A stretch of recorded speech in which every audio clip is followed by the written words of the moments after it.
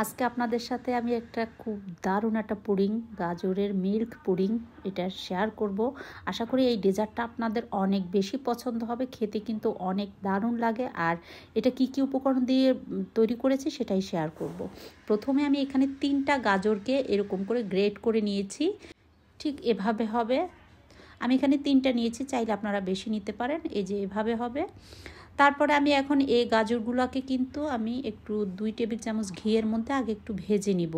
তবে গাজরটাকে কিন্তু ভালো করে ধুয়ে নেবেন আগে, কিন্তু এই গ্রেট করার পরে আর ধুবেন না।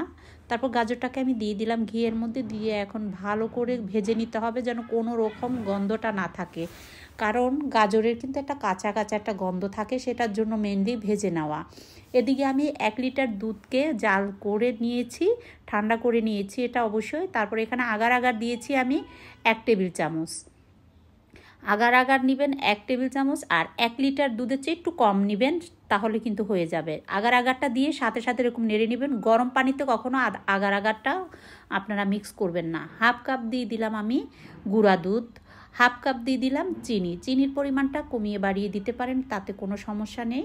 তারপর আমি ভালো করে এটাকে মিক্স করে নিব। আবারও বলছি যে আপনারা দুধটা কিন্তু ঠান্ডা থাকতে হবে, তারপরে কিন্তু আগার আগারটা আপনারা মিক্স করবেন, না হয় কিন্তু আগার আগারটা দলা পেকে যেতে পারে গরম অবস্থাতে যদি আপনারা মিক্স করেন। মিক্স করা হয়ে গেছে আমার, এই যে দেখেন একদম দলা পেকে নাই। এখন ওই যে গাজরটা আমি ভাজতে দিয়েছিলাম ঘিয়ের মধ্যে, অনেকক্ষণ ভেজে নেওয়ার পরে কিন্তু দেখেন হয়ে গেছে। আমি এখন এই পর্যায়ে কিন্তু সেই দুধটা দিয়ে দিব, আর দুধটা দিয়ে কিন্তু 1 হাত দিয়ে ছেড়ে দিবেন, আবার এরকম অনবরত নেড়ে দিবেন যেন নিচে না লেগে যায়।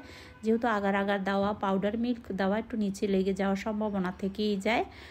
তারপর ভালো করে এভাবে করে আপনারা একটু মিক্স করে নেবেন, নেড়ে চেড়ে একদম বলক আসা পর্যন্ত কিন্তু অনবরত নাড়তে হবে। কোনো রকম নাড়া বন্ধ করা যাবে না, চুলার পাশে থেকে নড়াও যাবে না। তারপরে আমি দেখেন বলক এসে গেছে, তার মানে কি আগার আগারটা একদম গলে গেছে।